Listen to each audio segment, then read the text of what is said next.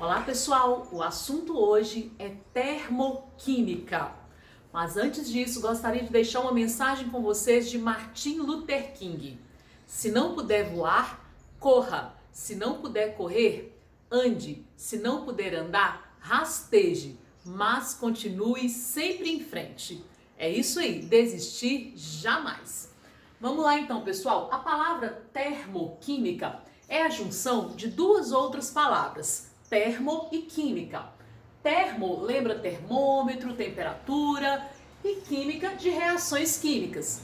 Portanto, termoquímica vai estudar as quantidades de energia térmica transformadas ou trocadas entre o sistema e o meio durante uma reação química. Lembrando que energia térmica é o mesmo que calor ou energia calorífica. Sistema é aquilo que a gente está estudando e o meio é a vizinhança. É importante que a gente saiba a diferença entre energia, calor e temperatura para compreender melhor a termoquímica. Energia, pessoal, é capacidade de produzir trabalho, ou seja, provoca ação. Existem vários tipos de energia, mas todas elas estão relacionadas com a capacidade de produzir ação. Por isso que a gente, quando pequeno, a mãe sempre fala, né? Filho, você precisa se alimentar para ter energia, senão você não consegue brincar, não é mesmo? Calor, pessoal, é um tipo de energia que a gente chama de energia em trânsito, porque passa de um corpo para outro, sempre do corpo de maior temperatura para o de menor temperatura. Observe dois corpos aqui em contato, um que está a 600 graus, o outro a 300 graus. A energia térmica vai passar do de maior temperatura para o de menor temperatura, até que haja um equilíbrio térmico e ambos estejam na mesma temperatura. Mesma coisa acontece quando a gente segura uma xícara de café quente nas mãos. O calor da xícara passa para a nossa mão até que todos fiquem na mesma temperatura. Mas o que é temperatura? Temperatura é o grau de agitação das partículas.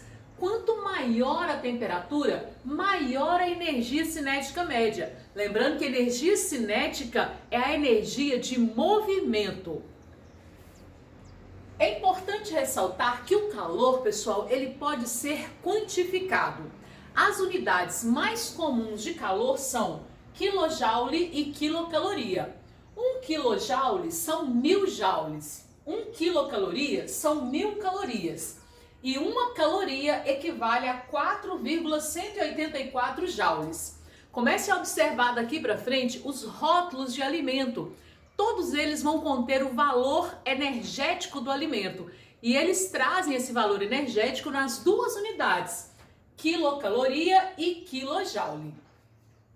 Variação de entalpia. Entalpia, pessoal, é justamente a quantidade de calor trocado em uma reação química. Ela é representada por ΔH, o H de entalpia e delta de variação. Para calcular a variação de entalpia, basta subtrair o conteúdo energético do produto, ou seja, a entalpia do produto, menos a entalpia dos reagentes. Toda reação ela vai liberar ou absorver calor. As reações que liberam calor são chamadas de exotérmica. Exo de externo, libera calor. Toda reação exotérmica, o ΔH dela terá um valor menor do que zero, ou seja, um valor negativo.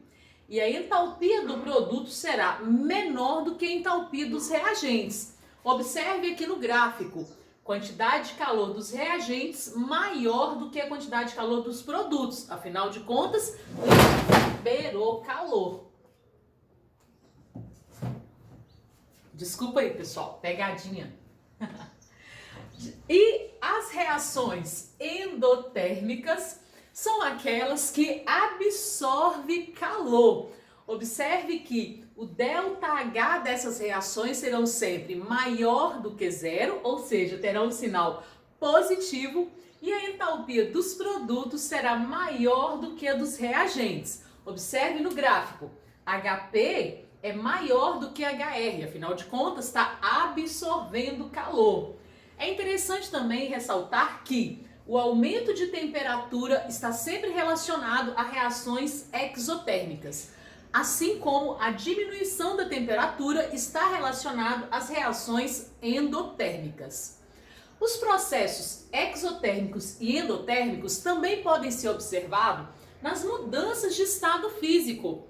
Sólido para o líquido, líquido para o gasoso, ocorre com absorção de calor. Então, quando o gelo sofre, por exemplo, uma fusão, para ele sofrer fusão, ele precisa absorver calor. Já as mudanças contrárias, ó, gasoso para o líquido, líquido para o sólido, libera calor. Vamos falar agora dos cálculos do ΔH. Como calcular a variação de entalpia? Há 3 maneiras de calcular a variação de entalpia. A primeira delas é a partir da variação de entalpia de formação. Nesse caso, o exercício vai te fornecer uma tabela com os valores, de entalpia de formação de cada substância. E aí basta você observar quem é reagente, quem é produto e aplicar a fórmula somatória da entalpia de formação dos produtos menos a somatória da entalpia de formação dos reagentes. Bem, uma outra maneira é calcular a partir do calor de ligação. Nesse caso, ele também vai te dar uma tabela fornecendo os valores valor energético de cada ligação, de cada substância. E aí você vai aplicar a fórmula somatória da variação de entalpia das ligações rompidas nos reagentes, mais somatória das ligações formadas nos produtos. Lembrando, pessoal, que quando quebra uma reação, uma ligação, quando rompe uma ligação, é um processo endotérmico. Então terá um sinal positivo. Já quando forma uma ligação, é um processo exotérmico. Então terá um sinal negativo. É importantíssimo isso para não errar a conta. E por fim, a outra maneira de calcular o ΔH é a partir da lei de Hess. Nesse caso aqui, ele vai te dar uma equação, como essa aqui, por exemplo, vai te pedir o ΔH dessa reação e para isso ele vai te fornecer as etapas para chegar nessa reação. Ele vai te fornecer outras equações que são as etapas, para chegar nessa equação que ele quer, o ΔH. Então ele forneceu aqui 2 equações, ó. Essa aqui me deu o valor do ΔH dela, essa aqui também me deu o valor do ΔH dela. Eu preciso agora mexer com essas equações de forma que eu some elas e dê a mesma equação aqui de cima, tá certo? Então observe, eu preciso de 2 Cs, 2 carbonos. Então essa equação eu vou ter que multiplicar ela toda por 2, inclusive o ΔH, é importante. Então eu repeti a equação aqui multiplicando toda por 2. E aí agora a segunda equação eu vou ter que inverter, porque eu preciso de CO no produto. Aqui o CO está no reagente, então eu inverti. Cuidado, ao inverter você vai inverter também o sinal. E aí depois basta você observar as substâncias que estão em lados opostos e cortar. Por exemplo, eu tenho 2 CO2 aqui, 2 CO2 aqui. Eu tenho 2 O2 aqui e 1 aqui. Então eu vou cortar, vai sobrar 1 O2 aqui. Observe que eu vou chegar na equação de cima, ó. 2C, 2C. 1 O2, porque eu cortei 2 com 1, sobrou 1, 1 O2. No produto eu tenho 2CO. Olha lá, no produto 2CO, 2CO. Agora, basta eu somar os valores de ΔH. Menos 188,2 mais 134,4, que vai dar menos 52,8 quilocaloria. Seria, então, a resposta ali para esse ΔH. Bem, pessoal, vou sair agora para vocês fazerem um print. Espero que vocês tenham gostado da aula. Qualquer dúvida, deixe aí nos comentários. Não se esqueça, se você ainda não é inscrito no nosso canal, de se inscrever no nosso canal. Isso ajuda o canal a crescer. Até mais, fiquem todos com Deus.